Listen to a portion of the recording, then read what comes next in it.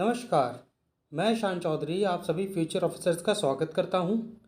68 BPSC परीक्षा को ध्यान में रखते हुए आज हम कुछ जीव विज्ञान के एमसीक्यू हल करेंगे। तो आइए हम शुरू करते हैं। प्रश्न नंबर 105 तक कल हम लोगों ने डिस्कस कर लिया था। उसी श्रृंखला को आगे बढ़ाते हुए प्रश्न नंबर 106 आपके सामने है। आइए देखते हैं प्रश्न आपसे क्या पूछ रहा है। Which of the following is are macronutrient in plants. निम्नलिखित में से कौन से पौधों के स्थूल पोषक तत्व हैं। आपके ऑप्शन है A carbon, B oxygen, C sulphur, D magnesium. Carbon, oxygen, गंधक या मैग्नीशियम, उपरोक्त में से कोई नहीं है, एक से अधिक। ठीक, तो जो पौधा होता है उसमें मुख्यतः 17 तरह के उसको एलिमेंट्स की ज़रूरत पड़ती है। मतलब जो 17 प्रकार के स्थूल पोषक तत्व होते हैं जिनकी एक पेड़ को या पौधे को जो ज़रूरत होती है। इसमें से 9 जो होते हैं वो होते हैं जो है मैक्रो, और 8 होकर माइक्रो। मतलब 9 जो हैं ये ज़्यादा मात्रा में ज़रूरत होती है और 8 जो है वो बड़े थोड़े मात्रा में ज़रूरत होती है। परंतु उनका भी ऐसा नहीं है कि अगर उनकी कम मात्रा में ज़रूरत है तो उनकी जो है कोई काम नहीं है। ठीक है, अभी हम उनको आगे प्रश्नों में देखेंगे। फिलहाल जो मैक्रो न्यूट्रिएंट है उनके बारे में बात कर लेते हैं। तो जो कार्बन होता है उसको पेड़ कहाँ से ऑब्जॉर्व करेगा। भाई वातावरण में कार्बन डाइऑक्साइड मौजूद होती है। तो जो पेड़ है जब वो जो अपना खाना बनाते हैं तो उस समय जो कार्बन डाइऑक्साइड हमारे वातावरण में मौजूद है ये उनको ले लेता है, और यही जो कार्बन डाइऑक्साइड है इसका उपयोग कहाँ होता है। पेड़ जो अपना भोजन बनाते हैं उसमें। ठीक है, तो ऑप्शन ए तो आपका होगा ही। ऑप्शन बी देख लेते हैं। ऑप्शन बी क्या कह रहा है, ऑक्सीजन। तो जितने भी जीव जंतु पेड़ पौधे पृथ्वी पे मौजूद हैं वो सब सांस लेने के लिए मुख्यतः ऑक्सीजन का प्रयोग करते हैं। ठीक है, तो जो पेड़ हैं वो जब सांस लेंगे या रेस्पिरेशन की प्रक्रिया उनमें होगी तो वो ऑक्सीजन इस्तेमाल करेंगे। ऑप्शन सी आपसे क्या कह रहा है, सल्फर या गंधक। तो जो गंधक होता है वो पेड़ों में जड़ और बीज इनके बढ़ने में और इनके बनने में मुख्य भूमिका निभाता है। ठीक है, अगर जो पेड़ है उसको प्रचुर मात्रा में गंधक नहीं मिलेगा तो क्या होगा, उसकी जो पत्तियां हैं वो पीली पड़ जाएंगी। दूसरा, जो उसमें फल हैं वो नहीं लगेंगे। तो सल्फर बहुत ज़रूरी है किसी भी पेड़ के लिए। ठीक है, क्योंकि पत्तियां अगर पीली पड़ गई तो उसमें फोटोसिंथेसिस नहीं होगा। फोटोसिंथेसिस नहीं होगा तो पेड़ मर जाएगा, जाहिर सी बात है। ऑप्शन डी आपसे क्या कह रहा है, मैग्नीशियम। अब मैग्नीशियम का कहाँ ज़रूरत पड़ती है, तो मैग्नीशियम जो है ये ज़रूरत पड़ती है फोटोसिंथेसिस में। तो वन लाइनर सवाल इस तरह भी बनता है कि फोटोसिंथेसिस में कौन सा तत्व होता है। तो याद रखिएगा कि जो मैग्नीशियम है वो मुख्यतः फोटोसिंथेसिस में होता है, और जब मैग्नीशियम फोटोसिंथेसिस में होता है तो उसकी वजह से पेड़ हरे रहते हैं। अगर मैग्नीशियम प्रचुर मात्रा में उपलब्ध नहीं होगा तो पेड़ पूरा ही धीमे धीमे पीला पड़ जाएगा और उसके बाद में मृत्यु हो जाएगी। तो ऑप्शन सी भी ठीक, ऑप्शन डी भी सही है। और आपसे पूछा जा रहा है तो एक से ज़्यादा सही है तो उसका सही उत्तर हो जाएगा 106 का ऑप्शन ई। ठीक है, उपरोक्त में से एक से अधिक। ठीक है, चलिए आगे बढ़ते हैं। प्रश्न नंबर 107 आपके सामने। प्रश्न नंबर 107 आपसे कह रहा है कि which of the following is oblique are micronutrients in plant. निम्नलिखित में से कौन से पेड़ पौधों में सूक्ष्म पोषक तत्व। तो अभी हमने जैसे बात की थी पिछले प्रश्न में कि 17 प्रकार के पोषक तत्व या एलिमेंट जो हैं वो पेड़ को चाहिए होते हैं, जिसमें जो 8 होते हैं वो सूक्ष्म पोषक तत्व। अभी उन्हीं के बारे में आपसे पूछ रहा है कि कौन कौन से होते हैं। ऑप्शन ए क्या कह रहा है, मैंगनीज। ऑप्शन बी कह रहा है कॉपर। ऑप्शन सी कह रहा है जिंक। ऑप्शन डी कह रहा है बोरॉन, और ई कह रहा है उपरोक्त में से कोई नहीं है, एक से अधिक। तो आइए देख लेते हैं। अब जो मैंगनीज होता है वो भी क्लोरोफिल के द्वारा जो फोटोसिंथेसिस की प्रक्रिया होती है, ठीक है, प्रकाश संश्लेषण की जो प्रक्रिया होती है उसमें मैंगनीज जो है वो भी चाहिए होता है। मुख्यतः तो मैग्नीशियम चाहिए, बट साथ ही साथ मैंगनीज की भी आवश्यकता होती है। अगर पेड़ में मैग्नीशियम नहीं रहेगा तो वो पीला पड़ जाएगा, जैसे हम अभी पीछे बात की थी। और अगर पेड़ में मैंगनीज की कमी होगी तो पेड़ जो है वो भूरा हो जाएगा, ठीक है, प्लांट विल बिकम ब्राउन। तो ये बात समझ में आ गई, मैग्नीज की बात हमने कर ली। अब बात कर रहा है कॉपर की। तो कॉपर की कहाँ ज़रूरत होती है, ये एक सूक्ष्म पोषक तत्व है। कॉपर जो पेड़ अपना सांस लेता है, जो श्वसन की प्रक्रिया होती है, रेस्पिरेशन की प्रक्रिया होती है, उसके लिए कॉपर की आवश्यकता होती है, ठीक है। तो याद रखिएगा। ऑप्शन सी आपसे कह रहा है जिंक। अब जो जिंक है, अगर ये प्रचुर मात्रा में जो है मौजूद नहीं रहेगा पेड़ में, तो पेड़ में सबसे पहले तो उसकी जो लंबाई है वो ढंग से बढ़ेगी नहीं, पेड़ छोटा रह जाएगा। साथ ही साथ इसमें जो फल हैं वो पूर्ण तरह से विकसित नहीं होंगे, ठीक है। तो कुल मिला के नुकसान होगा, क्योंकि फूल पूरी तरह से विकसित नहीं होंगे तो बीज भी विकसित नहीं होगा, बीज विकसित नहीं होगा तो आगे और उसके पेड़ कैसे बनेंगे। तो ठीक है, तो जिंक भी जो है सूक्ष्म पोषक तत्व हो गया। कॉपर की भी हमने बात कर ली। ऑप्शन डी आपसे कह रहा है बोरॉन। तो बोरॉन की कहाँ जरूरत होती है, बोरॉन की मुख्य काम होता है जो ग्लूकोज पेड़ में बन रहा है उसको एक जगह से दूसरी जगह जो पहुंचाने में फ्लोएम के माध्यम से, कल हम लोग देखा था कि फ्लोएम के माध्यम से पहुंचते हैं, तो फ्लोएम के माध्यम से तो पहुंचते हैं, पर बोरॉन का इसमें काम होता है इस जो ग्लूकोज पत्ती में बन रहा है इसको पेड़ तक अलग अलग जगह पहुंचाने में, ठीक है। साथ ही साथ अगर बोरॉन पेड़ में मौजूद नहीं होगा तो पेड़ की आगे की जो नई कोपलें निकलती हैं वो विकसित नहीं होंगी, और जब ये नहीं होगा तो पेड़ की जो है ना लंबाई बढ़ेगी ना उसमें शाखाओं में वृद्धि होगी, ठीक है। और अगर जहाँ बोरॉन नहीं होता वहाँ कुल मिला के आगे की जो कोपलें हैं वो सूख जाती हैं, तो इसको इस तरह याद रखेंगे। चलिए, तो इसमें option A B C D चारों ही सही हो गए, तो इसका सही उत्तर क्या हो जाएगा, ऑप्शन ई, एक से अधिक।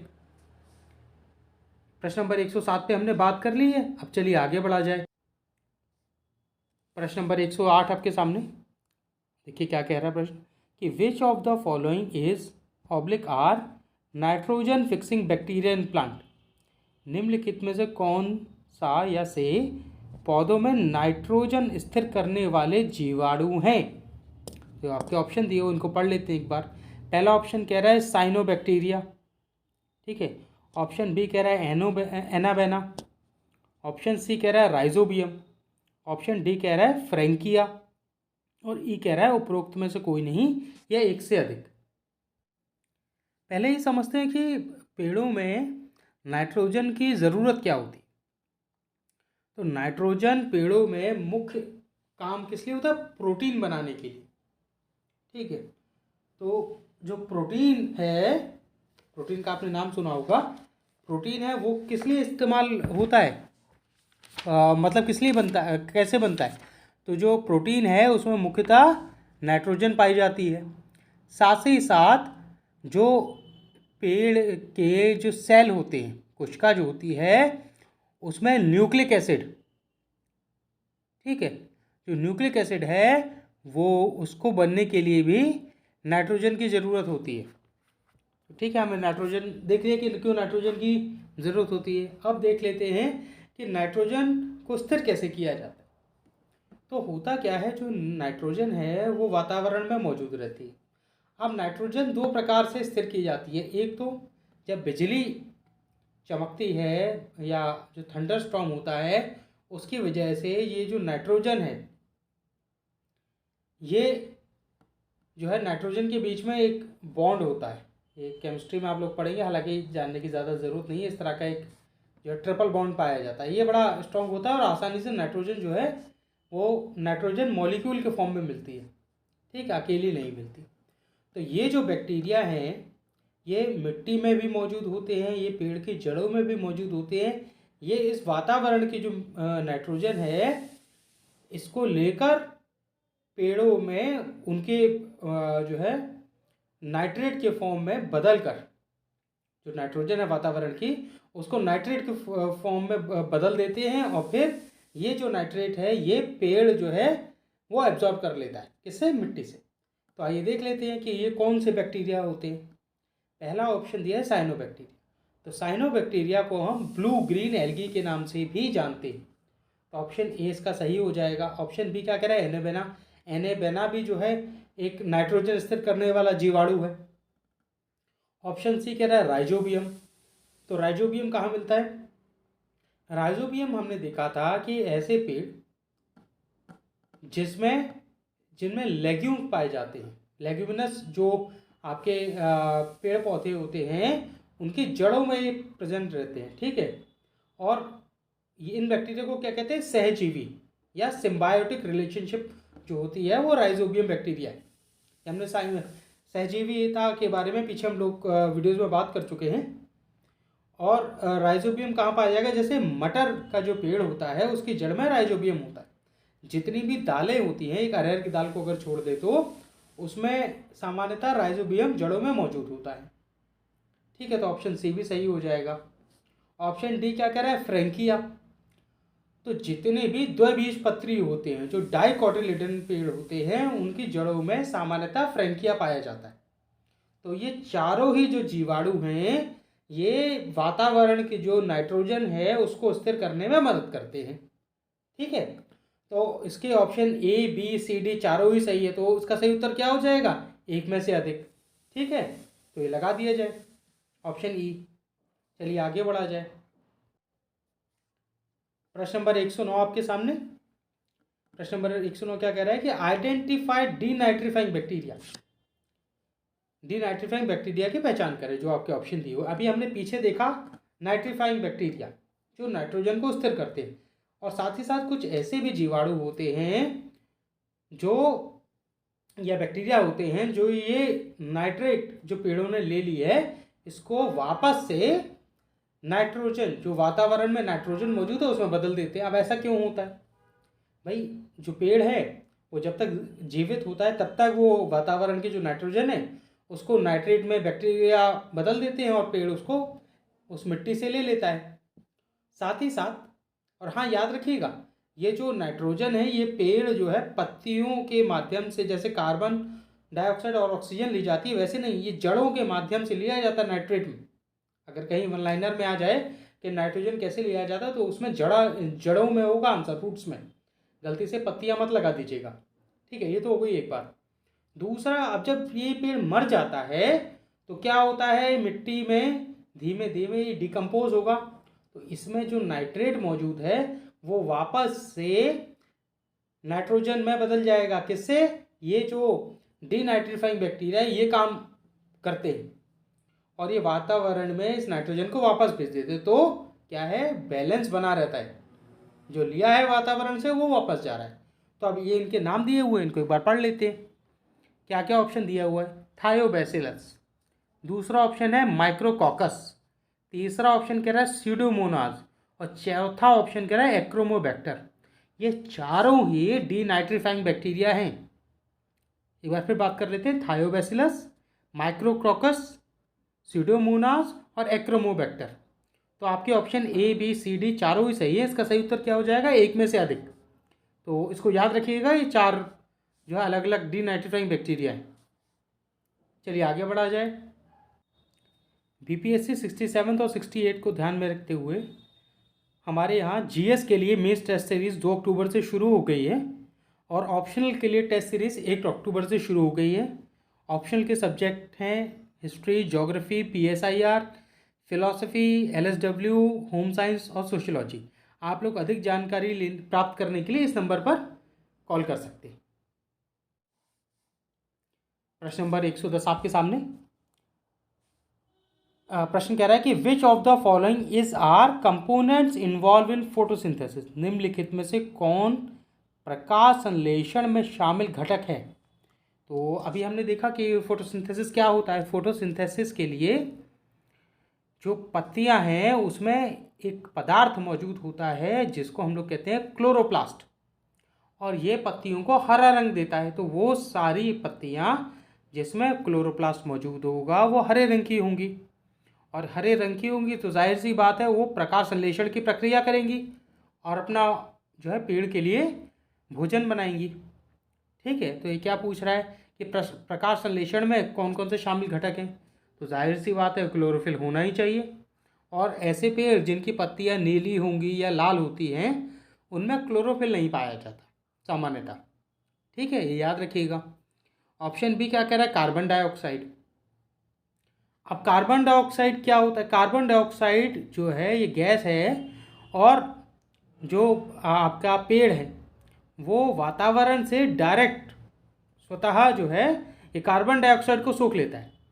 और ये जो कार्बन डाइऑक्साइड है इसका उपयोग कहाँ होता है, जो खाना बनाने की प्रक्रिया है, जो भोजन बनाने की प्रक्रिया है उसमें पेड़ क्या करता है, ये कार्बन डाइऑक्साइड को सोख लेता है। और जो भोजन है वो किस तरह से बनता है, भोजन बनता है ग्लूकोज। ठीक है, जो ग्लूकोज है उसका फॉर्मूला क्या होता है, C6H12O6, ये कि स्टैंडर्ड फॉर्मूला है ग्लूकोज का। तो इसमें जो कार्बन डाइऑक्साइड है उससे बनता है ग्लूकोज, और ग्लूकोज के फॉर्म में पेड़ अपना खाना जो है बनाकर उसका भंडारण कर लेते। ठीक है, तो ऑप्शन बी भी हो जाएगा ठीक। ऑप्शन सी क्या कह रहा है, पानी। तो भाई पानी की तो ज़रूरत है ही, वे पानी कहाँ से आएगा, तो जो जड़ें हैं वो पानी की आपूर्ति कराती है, मिट्टी से जड़ें जो है पानी सोखती है। और इस प्रक्रिया को क्या कहते हैं, जिस प्रक्रिया को से जो जड़ें हैं पानी को सोखती है, ये प्रक्रिया होती है ऑस्मियोसिस। ऑस्मियोसिस, ऑस्मियोसिस की जो प्रक्रिया है उसके द्वारा जो पेड़ की जड़ें हैं वो मिट्टी से पानी सोखती है। ठीक है, और पानी पेड़ के लिए ज़रूरत है ये आपको पता ही है। तो ऑप्शन ए बी सी तो सही हो गए। चौथा ऑप्शन कह रहा है सूरज की रोशनी। तो भाई सीधी सी बात है, अगर सूरज की रोशनी नहीं होगी तो जो ऊर्जा की ज़रूरत है पेड़ में वो कहाँ से पूरी होगी, वो और सूरज की रोशनी नहीं होगी तो पेड़ अपना खाना नहीं बना पाएगा। तो फोटोसिंथेसिस की जो प्रकाश संश्लेषण की प्रक्रिया है उसमें सूरज की रोशनी की भी ज़रूरत है, तो ऑप्शन डी भी सही हो गया।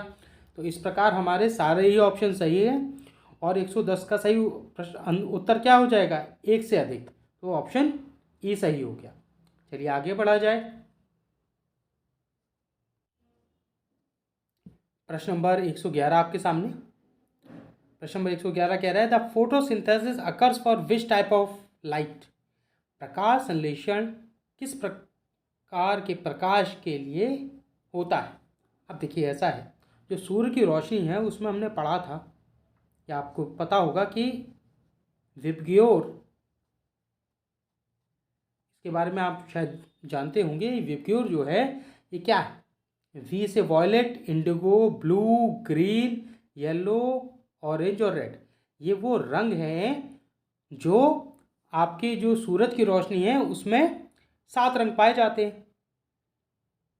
वो एक रंग है, उन्हीं के बारे में पूछ रहा है कि प्रकाश की किस तरह के जो है, नीला रंग है ऑप्शन में, एक हरा दिया हुआ है, पीला दिया हुआ, लाल, ये 4 ऑप्शन दिए। इन चारों में से किसके वजह से ये प्रकाश संश्लेषण की प्रक्रिया होती है, ये पूछा जा रहा है। भाई सूर्य की रोशनी में तो 7 रंग हो गए ना, तो पूरी सूरज की रोशनी में कौन सा रंग जिम्मेदार है तो वो देख लेते हैं। तो जो इसमें नीला रंग होता है और जो लाल रंग होता है, मतलब ऑप्शन ए और ऑप्शन डी, ये 2 रंग होते हैं जो प्रकाश संश्लेषण के लिए जिम्मेदार होते हैं, जबकि हरा और जो पीला होता है इनकी वजह से फोटोसिंथेसिस की प्रक्रिया नहीं होती। ठीक है, तो इस प्रश्न का सही उत्तर क्या हो जाएगा, नीला और लाल, तो सही उत्तर हो जाएगा एक से अधिक। ठीक है,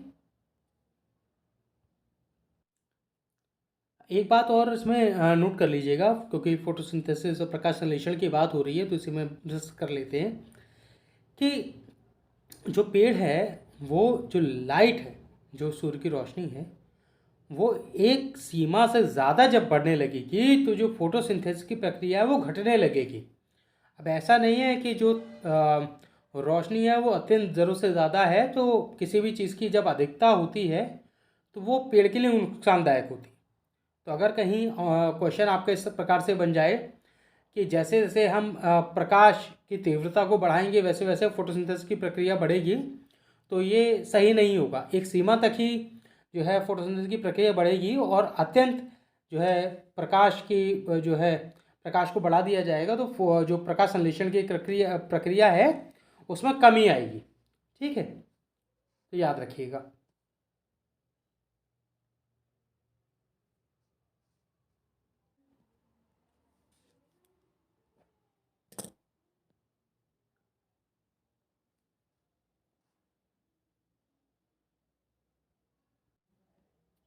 प्रश्न नंबर 113 आपके सामने। प्रश्न 113 नंबर आपसे कह रहा है कि consider following statement for hormone auxin. ठीक है, ऑक्सिन हार्मोन के लिए निम्नलिखित कथनों पर विचार करें। तो अब ये हार्मोन क्या होता है? जो पेड़ होता है उसमें कई प्रकार के हार्मोन पाए जाते हैं, जिसमें से एक हार्मोन होता है ऑक्सिन। तो जो है ऑक्सिन का क्या काम होता है, ये इसके बारे में चर्चा करना चाह रहा है, तो देख लेते हैं। ऑप्शन ए क्या कह रहा है? वे बीज रहित फल पैदा करने में मदद करते हैं।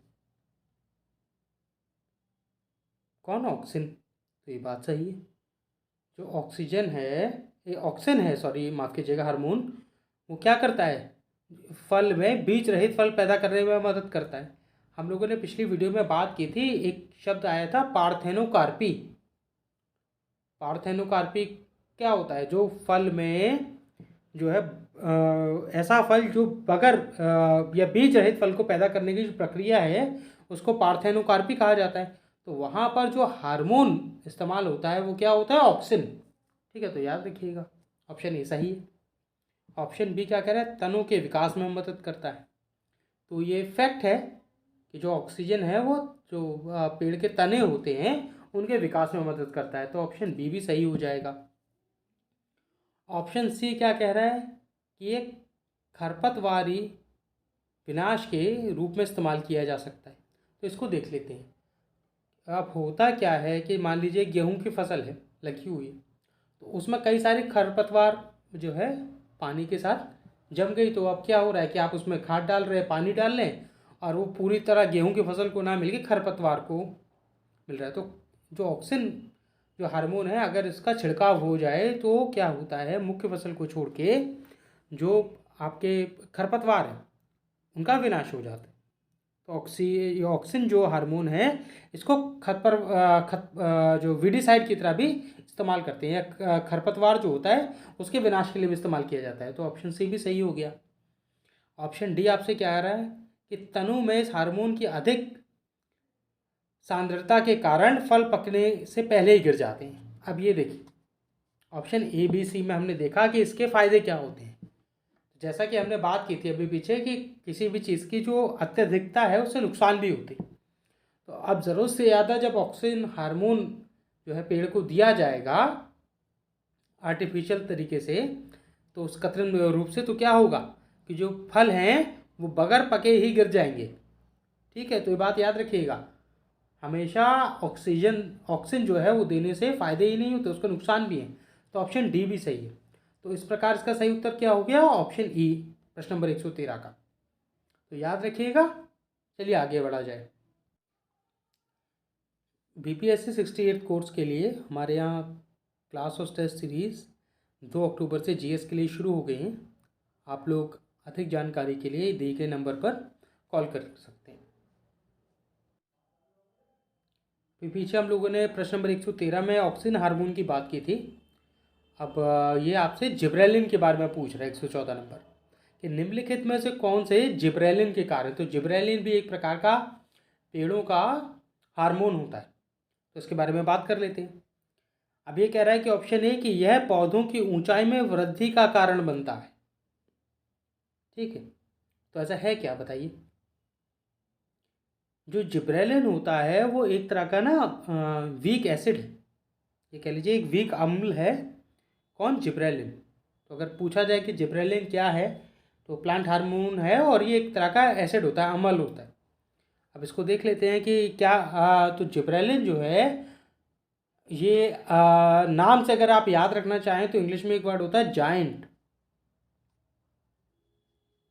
जायंट इस्तेमाल किया जाता है जो है उन लोगों के लिए, या कहते हैं दानव के लिए।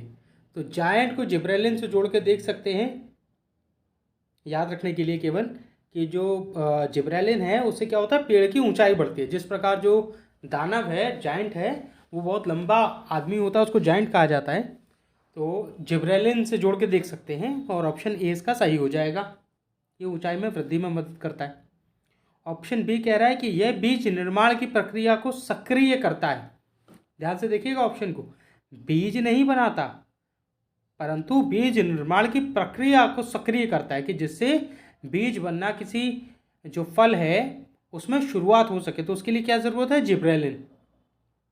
ठीक है, तो याद रखिएगा ऑप्शन बी भी सही है। ऑप्शन सी क्या कह रहा है कि इसका उपयोग फल बनने में लगने वाले समय को कम किया जाता है। अब होता क्या है कि मान लीजिए जो किसान है वो क्या चाहता है कि उसकी फसल, अगर उसने कोई लगाई, मान लीजिए सेब लगाए हुए हैं उसने, तो या अमरूद लगाया हुआ है, तो अगर जिब्रेलिन हार्मोन का प्रयोग करेगा तो उसमें जो फल निर्माण है वो जल्दी होगा। और जब जल्दी फल आएगा तो भाई तो जो है जो किसान है उसको ज़्यादा जल्दी फल की प्राप्ति होगी। तो इसलिए इसका उपयोग किया जा सकता है। तो ऑप्शन सी भी सही है। ऑप्शन डी क्या कह रहा है कि जो वुडी प्लांट है उसमें कैम्बियम बनने का जो प्रोसेस है वो जिब्रेलिन करता है। जो काष्ठीय पौधे होते हैं इसमें कैम्बियम बनाने की जो प्रक्रिया है उसको सक्रिय करता है। तो ऑप्शन डी भी सही। अब कैम्बियम क्या है, जो पेड़ का तना होता है उसको कैम्बियम कहा जाता है। तो जो सेकेंडरी ग्रोथ की हमने बात की थी, कि जो तने की मोटाई है उसको बनाने की प्रक्रिया में भी जिब्रेलिन का उपयोग होता है। तो ऑप्शन डी भी सही हो जाएगा। तो इसके चारों ही ऑप्शन सही है। इसका सही उत्तर क्या हो जाएगा, ऑप्शन ई। ठीक है, एक से अधिक या मोर देन वन। तो चलिए आगे बढ़ा जाए। प्रश्न नंबर 115 आपके सामने, कि निम्नलिखित में से कौन सा हार्मोन पौधों में कोशिका विभाजन को सक्रिय करता है। तो जो पेड़ होता है उसमें अलग अलग प्रकार के हार्मोन होते हैं जैसा हमने देखा। अब इसमें ये पूछ रहा है कि विशेष रूप से कि कोशिका विभाजन को सक्रिय करने का जो काम है वो किस हार्मोन के द्वारा होता है। तो अभी हमने पीछे प्रश्न में ऑक्सीजन और जिब्रेलिन को विस्तृत रूप से देख लिया है। तो अब जो ऑक्सिन हार्मोन है उसमें जो है कोशिका विभाजन की प्रक्रिया को सक्रिय करने के लिए नहीं होता है, ये हमने देख लिया है पीछे प्रश्नों में। तो ऑप्शन ए तो होगा नहीं। ऑप्शन बी क्या कह रहा है, गिबरेलिन या जिब्रेलिन। अब ये क्या काम करता है, ये हमने अभी देख लिया कि जिब्रेलिन जो है वो मुख्यतः पेड़ की जो लंबाई है उसको बढ़ाने में कार्य करता है। तो ऑप्शन बी भी नहीं होगा। ऑप्शन सी क्या कह रहा है, साइटोकिनिन।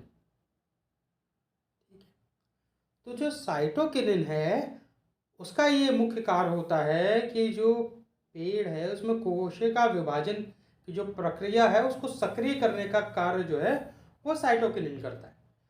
अब जैसा कि हम लोग जानते हैं कि जो अगर किसी भी पेड़ में उसकी लंबाई बढ़ रही है या उसकी चौड़ाई बढ़ रही है तो उसमें क्या होगा भाई, सेल का या कोशिका का आकार तो बढ़ेगा नहीं।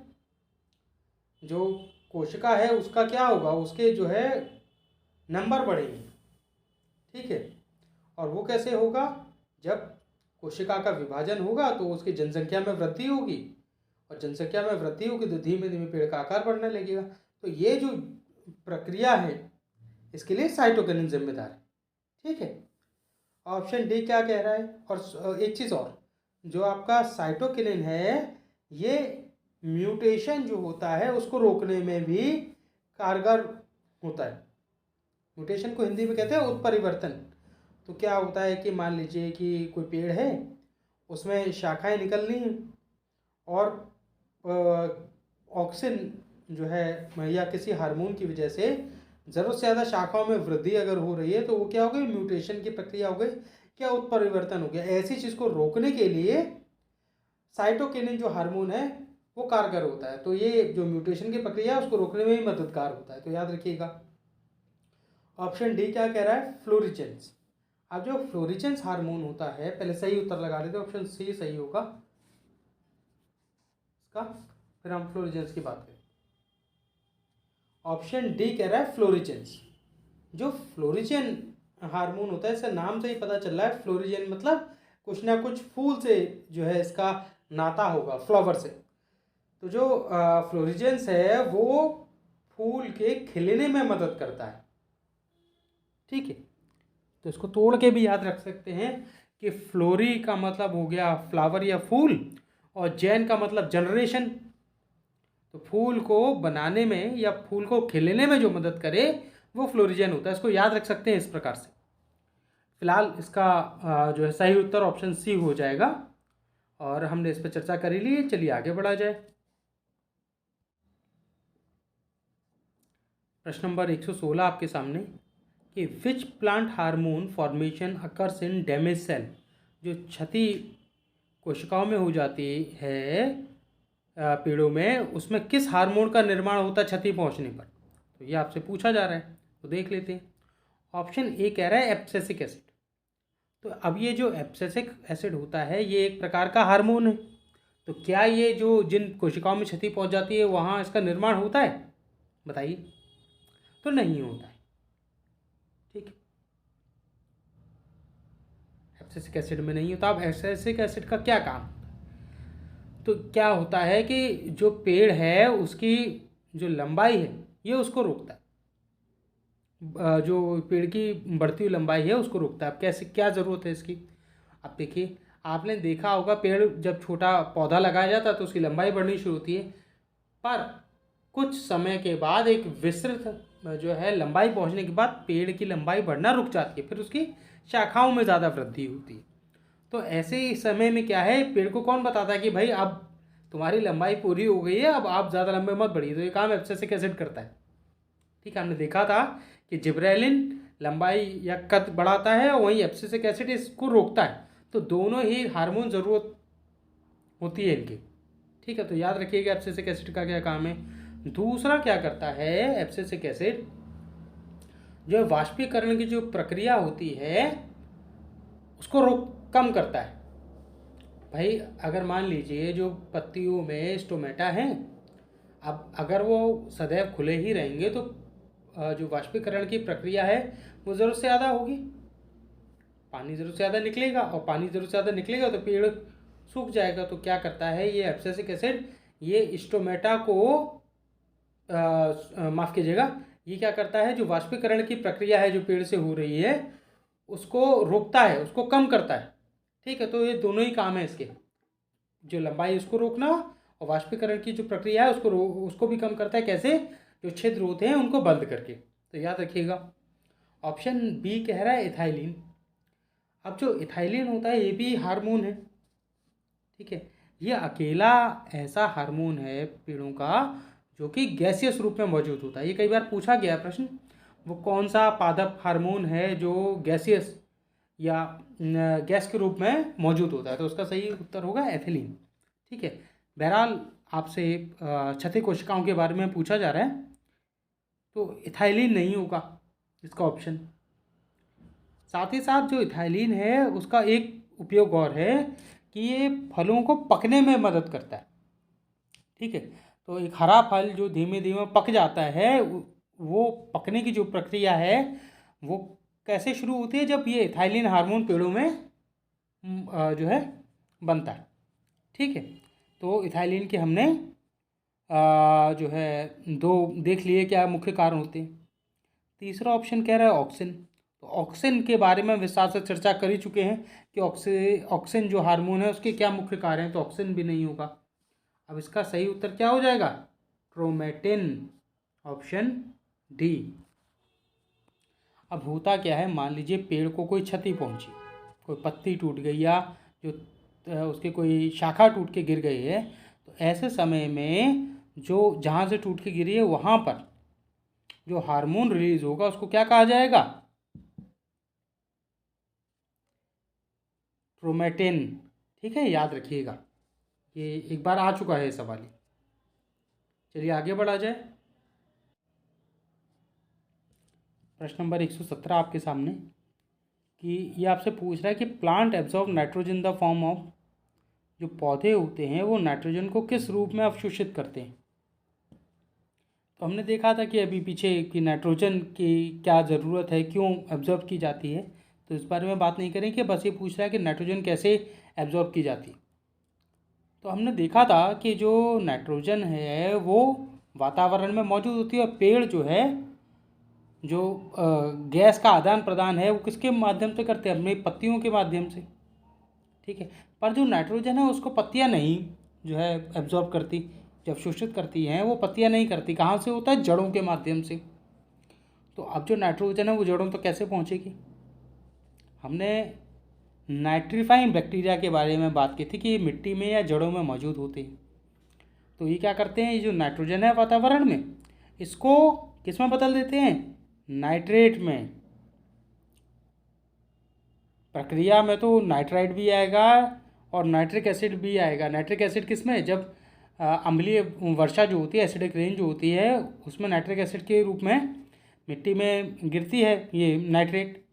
तो ये जो आपके नाइट्रीफाइंग बैक्टीरिया हैं, ये नाइट्रोजन को स्थिर कर देते हैं, और पेड़ किस फॉर्म में, नाइट्रेट के फॉर्म में, और पेड़ जो है यही नाइट्रेट को ले लेते हैं। ठीक है, तो इसका सही उत्तर क्या हो जाएगा 117 का, ऑप्शन डी, मुख्यतः नाइट्रेट के फॉर्म में लिया जाता है, याद रखिए। आगे बढ़ा जाए। बीपीएससी 67 और 68 को ध्यान में रखते हुए हमारे यहाँ mains optional course history, geography, PSIR, philosophy, LSW, home science और सोशोलॉजी के लिए 2 अक्टूबर से शुरू हो गए हैं, और आप लोग अधिक जानकारी के लिए दिए हुए नंबर पर कॉल करके जानकारी प्राप्त कर सकते हैं। प्रश्न नंबर 118 आपके सामने कि which of the following are essential for nitrogen fixation in leguminous plant. जो आपके लेग्यूमिनस प्लांट होते हैं जिसमें राइजोबियम मौजूद होता है और जिनकी जो जड़ें होती हैं उसमें राइजोबियम बैक्टीरिया होता है। ठीक है, या और ये क्या सहजीवी बैक्टीरिया होता है, और ये क्या करता है कि जो नाइट्रोजन जो वातावरण में मौजूद है उसको जड़ों में एब्जॉर्ब किया जाता है, अवशोषित किया जाता है। तो उसके लिए वही उसके बारे में पूछ रहा है कि किस चीज़ की इसमें से ज़रूरत होती है इस प्रक्रिया को पूरा करने के लिए, जो नाइट्रोजन स्थिरीकरण है उसके लिए। तो ऑप्शन आपका कह रहे हैं phycocyanin, anthocyanin, chlorophyll, D leghaemoglobin, या ई उपरोक्त में से कोई नहीं, एक से अधिक। तो ये देखते हैं। अब जो फाइकोसाइनिन होता है ये क्या है, एक तरह का पिगमेंट है, और ये किस रंग का होता है, ये मुख्यतः जो होता है नीले रंग का होता है। ठीक है, और जो फाइकोसाइनिन है ये कहाँ पाया जाता है, जो साइनोबैक्टीरिया होता है या ब्लू ग्रीन एल्गी, कोई साइनोबैक्टीरिया बोलते हैं, तो ब्लू ग्रीन एल्गी में फाइकोसाइनिन होता है। अगर आपको याद होगा तो हम लोगों ने पढ़ा था कि जो आपके एल्गी है उसको, कि जो ब्रांच है जिसके अंडर एल्गी को पढ़ा जाता है उसको क्या बोलते हैं, फाइकोलॉजी। तो वहाँ से अगर आप रिलेट कर पाएँ तो फाइको हो गया एल्गी और साइनिन हो गया पदार्थ। ठीक है, तो एल्गी का पदार्थ है नीले रंग का है, ये नीले रंग का होता है, और आपका जो साइनोबैक्टीरिया ब्लू ग्रीन एल्गी में पाया जाता है। तो आपस में आप ये रिलेट भी कर सकते हैं। ठीक है, तो ये यहाँ नहीं होगा ऑप्शन ए। ऑप्शन बी क्या कह रहा है, एंथोसाइनिन। एंथोसाइनिन जो पदार्थ होता है ये क्या होता है, या तो बैंगनी होगा या फिर लाल रंग का होगा, और ये मुख्यतः जो है आपका जो सेब होता है उसमें एंथोसाइनिन पाया जाता है। ठीक है, और जो स्ट्रॉबेरी होती है उसमें भी एंथोसाइनिन पाया जाता है। ठीक है, तो याद रखिएगा। और आपसे पूछा जा रहा है लेग्यूमिनस प्लांट के लिए। ठीक है, तो अगर आ जाए कि सेब में कौन सा पदार्थ मौजूद होता है तो एंथोसाइनिन उसका उत्तर होगा। ऑप्शन सी क्या कह रहा है, क्लोरोफिल। अब क्लोरोफिल के बारे में आप जानते हैं कि पेड़ों में जो हरा पदार्थ होता है, तो पत्तियों में और हरी टहनियों में मौजूद रहता है वो क्लोरोफिल होता है, जैसे फोटोसिंथेसिस की प्रक्रिया होती है। तो ऑप्शन सी भी नहीं होगा। ऑप्शन डी क्या कह रहा है, लैग हीमोग्लोबिन। अब ये जो लैग हीमोग्लोबिन है ये जो है आपके जो दालें होती हैं उनकी जड़ों में पाया जाता है। ठीक है, सफ़ेद रंग का पदार्थ होता है और इसको हीमोग्लोबिन को जो है, अभी हम जब एनिमल किंगडम की जंतु विज्ञान की बात करेंगे तो उसमें हीमोग्लोबिन आएगा कि जो रक्त होता है इसमें हीमोग्लोबिन होता है। तो लैग हीमोग्लोबिन को वहाँ से जो है कंफ्यूज नहीं करेंगे हीमोग्लोबिन के साथ। लैग हीमोग्लोबिन पेड़ों की जड़ों में पाया जाता है और इसका सही उत्तर क्या हो जाएगा, ऑप्शन डी। इस प्रश्न की हमने विस्तार से चर्चा कर ली थी है। चलिए आगे बढ़ा जाए। प्रश्न नंबर 119 आपके सामने कि which of the following hormone increases sucrose content in sugar cane by increasing its length. प्रश्न नंबर 119 कह रहा है कि निम्नलिखित में से कौन सा हार्मोन गन्ने की लंबाई को बढ़ाकर उसकी सुक्रोज की मात्रा बढ़ाता है। ठीक है, प्रश्न आपने समझ लिया होगा कि गन्ने की अगर लंबाई बढ़ रही है तो जितना ज़्यादा गन्ना लंबा होगा तो जाहिर सी बात है कि अगर उसी प्रजाति का छोटा गन्ना है तो उससे ज़्यादा लंबे गन्ने में सुक्रोज मौजूद होगा और जो गन्ने का रस होता है उसमें सुक्रोज मौजूद होता है, आपको पता ही है। तो चीनी बनाने के लिए जो गन्ने का रस है उसका इस्तेमाल होता है। अब ये कह रहा है कि गन्ने की लंबाई को बढ़ाने के लिए किस हार्मोन का इस्तेमाल होता है। ठीक है, सीधा सीधा इस प्रश्न को समझिए। तो ऑप्शन ए क्या कह रहा है, ऑक्सिन। अब हमने जो है पढ़ा था कि ऑक्सिन का क्या क्या काम होते। तो लंबाई बढ़ाने के लिए ऑक्सिन का तो इस्तेमाल नहीं होता। ठीक है, ऑक्सिन का मुख्य काम क्या था, बीज रहित फल को पैदा करना। पार्थेनोकार्पी की प्रक्रिया से बीज रहित फल को पैदा करने के लिए मुख्यतः ऑक्सिन का इस्तेमाल होता है। तो ऑप्शन ए तो होगा नहीं क्योंकि गन्ने में फल तो लग नहीं रहा।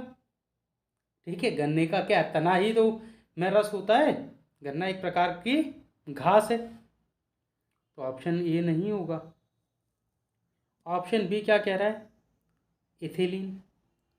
तो इथिलीन का कहाँ प्रयोग होता है, इथिलीन का प्रयोग होता है फल को पकाने में। और गन्ने में फल तो है ही नहीं तो पकेगा क्या। ठीक है, इसको ऐसे भी समझा जा सकता है कि जो ऑक्सिन है वो कह रहा है कि बीज रहित फल को पैदा करने के, तो फल लग नहीं रहा गन्ने में। इथिलीन कह रहा है कि फल को पकाने के लिए, तो अब फल ही नहीं तो पकेगा क्या, तो ऑप्शन बी भी नहीं होगा। ठीक है, तो थोड़ा अगर आपको आंसर नहीं भी पता है तो एक बार अगर इसको समझ के पढ़ेंगे तो गलती की गुंजाइश खत्म हो जाएगी। ऑप्शन सी क्या कह रहा है, एब्सिसिक एसिड। तो अब एब्सिसिक एसिड का हमने क्या कार्य पढ़ा था हार्मोन का, कि ये जो लंबाई की वृद्धि है उसको रोकता है और हमसे कह रहा है कि लंबाई बढ़ानी है। तो ऑप्शन सी नहीं हो सकता। ठीक है, ऑप्शन डी क्या कह रहा है, गिब्रेलिन। तो हमने अभी पीछे बात की थी कि एक शब्द होता है अंग्रेजी में जिसको बोलते हैं जायंट। जायंट का मतलब होता है दानव या लंबे, बहुत लंबे कद का आदमी। तो जायंट से हम याद रखते हैं किसको, गिब्रेलिन को। ये याद रखने का तरीका है। और गिब्रेलिन जब होगा तो क्या होगा, पेड़ की जो कद है लंबाई में वृद्धि होगी। और वही आपसे पूछ रहा है कि गन्ने की जो लंबाई है या उसका कद है उसको बढ़ाने के लिए किस हार्मोन का इस्तेमाल होता है, तो आंसर होगा गिब्रेलिन। ठीक है, इसका सही ऑप्शन हो जाएगा डी। तो चलिए आगे बढ़ा जाए। प्रश्न नंबर 120 आपके सामने। आप प्रश्न को पढ़ते हैं, चलिए। A physiological response of plants to duration of light and darkness is called as. प्रकाश और अंधेरे की अवधि के लिए पौधों की एक शारीरिक प्रतिक्रिया क्या कहलाती है, उसके बारे में आपसे पूछ रहे। तो क्या ये जैविक घड़ी कहलाती है, क्या ये दैनिक चरण चक्र है, क्या ये साइरेकेडियन रिदम्स कहलाती है, या फोटोपीरियडिज्म की प्रक्रिया कहलाती है, या उपरोक्त में से कोई नहीं है एक से अधिक। तो आइए समझते हैं ये प्रश्न क्या कहता है। प्रश्न जाहिर सी बात है, कह रहा है कि मान लीजिए ये पेड़ है आपका और ये सूर्य की रोशनी है, तो सूर्य की रोशनी पड़ रही है या अंधेरा हो रहा है, ठीक है। तो इसका जो चक्र है, इसकी वजह से जो पेड़ में बदलाव आते हैं। क्यों? क्योंकि दिन के समय पेड़ क्या करता है, अपना भोजन बनाता है, और रात्रि में क्या करता है, पेड़ रेस्पिरेशन करता है, या अपनी श्वास प्रणाली जो है ना, अपनी ऑक्सीजन लेता है और कार्बन डाइऑक्साइड छोड़ता है जब सांस लेता है पेड़। और जब भोजन भंडारण की प्रक्रिया होती है तो उसमें क्या होता है, कार्बन डाइऑक्साइड लेता है और ऑक्सीजन छोड़ता है। तो ये जो बदलाव आ रहे हैं कि कब उसको ऑक्सीजन लेनी है पेड़ को और कब छोड़नी है, वो किस चीज़ से निर्धारित होती है कि जो है बाहर प्रकाश है या बाहर अंधेरा है, उसी के बारे में आपसे पूछ रहा है, ठीक है। आशा करता हूँ प्रश्न आपको समझ में आ गया होगा। अब इसके ऑप्शन देख लेते हैं। पहला ऑप्शन कह रहा है बायोलॉजिकल क्लॉक है, जैविक घड़ी। तो अभी क्या होती है, ये जो बायोलॉजिकल क्लॉक है या जैविक घड़ी है, ये मुख्यतः किस में कही जाती है, ये मुख्यतः कही जाती है आपकी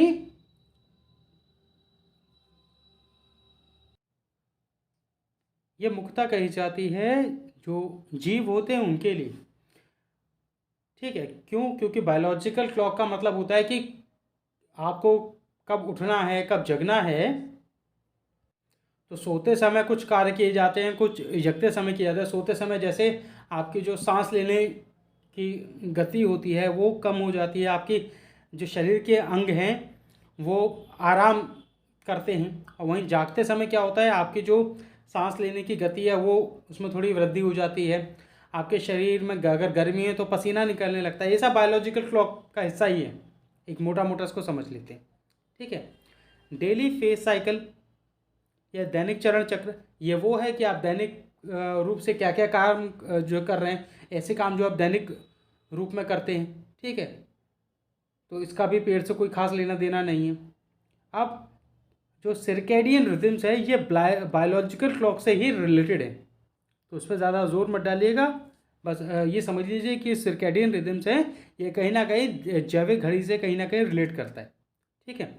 ऑप्शन डी कह रहा है फोटो पीरियोडिज्म। इसको समझते हैं। अब फोटो क्या होता है, फोटो को समझ लीजिए, फोटोसिंथेसिस, या फोटो का मतलब होता है प्रकाश, ठीक है। इसको तोड़ के समझते हैं। फोटो का मतलब होता है प्रकाश, पीरियोडिज्म का मतलब होता है ऐसी चीज जो एक निश्चित समय के पास बाद दोहराई जाए, ठीक है। तो उसको रिपीटिशन कहते हैं। किसको कहते हैं? पीरियड। जैसे हम पीरियड कहाँ पढ़ते हैं, पेंडुलम का केस होता है जहाँ पीरियड पढ़ते हैं। तो अगर ये पेंडुलम यहाँ से यहाँ जाएगा तो एक पीरियड कहलाएगा, ठीक है। बस समझाने के लिए बता दे रहे हैं। तो पीरियड हो गया। और फोटो तो प्रकाश है और पीरियड है, मतलब एक ऐसी कोई चीज़ जो कुछ समय के बाद वापस दोहराई जा रही है। और ये कह रहा है प्रकाश और अंधेरे की अवधि, तो कहीं ना कहीं प्रकाश है और फोटो पीरियोडिज्म में तो कहीं ना कहीं रिलेट कर सकते हैं इसको। और पीरियड है तो रात्रि को जो काम करना है वो दोबारा कब दोहराया जाएगा, जब दोबारा अंधेरा आएगा, ठीक है। तो इसका सही उत्तर हो जाएगा ऑप्शन डी।